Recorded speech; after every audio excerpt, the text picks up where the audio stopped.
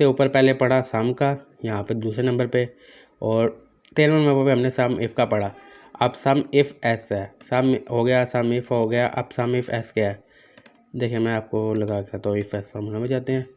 अब if some if में क्या होता है, मैं यहाँ पे लिखता हूँ सम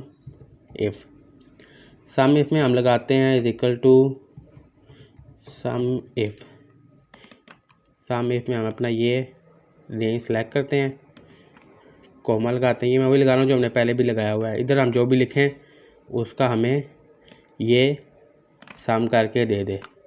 तो हम इधर लिखते हैं जी मंडे का सम क्या है 2900, चलो ठीक है। ट्यूसडे का क्या है 1700। लेकिन अब हमने सम इफ़ नहीं करना, हमने करना है सम इफ़ एस। अब सम इफ़ एस में क्या होगा, सम इफ़ एस में होगा कि मंडे तो सिलेक्ट होगा, लेकिन मंडे के साथ हम कोई नेम भी सिलेक्ट कर सकते हैं। मिसाल के तौर पर मैं कहता हूँ यार अली की मंडे की सेल कितनी है। अब मुझे यहाँ से अली को ढूंढना है, फिर मंडे ढूंढना है, फिर उसकी सेल को कैलकुलेट करना है। तो ये तो छोटा सा डाटा, कोई बड़ा डाटा हो तो बहुत मुश्किल हो जाएगा। तो उसके लिए सिंपली है सम इफ़ एस का। सम इफ़ तो था सिर्फ मंडे एक कॉलम का दे रहा था, लेकिन सम इफ़ एस जो है मैं दोनों कॉलम का देगा। मैं आपको लगा के दिखाता हूँ, फिर आपको जो है समझ आ जाएगी कि कैसे ये काम करता है। तो देखिए सम इफ़ का फार्मूला, सबसे पहले हमने सम रेंज निकालनी है। ये हमारी सम रेंज है, इसको हमने कैलकुलेट करना है। कोमा लगा के पहला क्राइटेरिया क्या है ये इसमें से, और कोमा लगा के हमने ये वाले कॉलम में जो लिखे ना मंडे ट्यूसडे वो आ जाए। इसी तरह सेम दूसरी बार सेलेक्ट करना है। दूसरी क्राइटेरिया क्या है ये वाला, फिर कोमा लगा के और इससे नीचे वाला कॉलम, और फिर कोमा लगा के, फिर कोमा लगाना हो गया, एंटर कर देते हैं। तो देखिए अब होगा क्या, अब मैं यहाँ पे लिखता हूँ मंडे और मैं नीचे लिखता हूँ अली।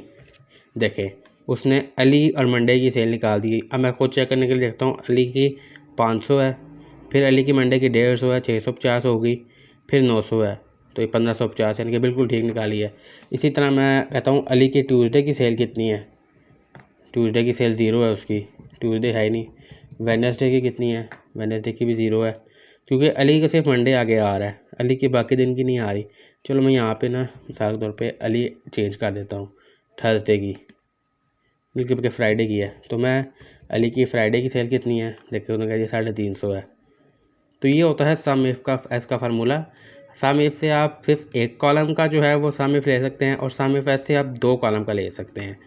तो ये था सम इफ़ का फार्मूला। तो उम्मीद आपको समझ आ गई होगी। सिंपली बताया, जैसे आपने एक दिन की सेल लेनी है तो उसके लिए आप डेज को सिलेक्ट कर लें। अगर आपने 2 दिन का इकट्ठा लेना है, 2 डाटा को इकट्ठा करें कंबाइन, जैसा मैंने बताया ना, आप अगर सेपरेटली सम करने लगे तो ये बहुत लंबा डाटा हो जाएगा। इससे बहुत आसानी से आप किसी भी 2 कॉलम्स का डाटा जो है ईजिली आप कर सकते हैं। तो ये था हमारा सम इफ़ एस का फार्मूला, तो जो कि हमारा डन हो चुका है।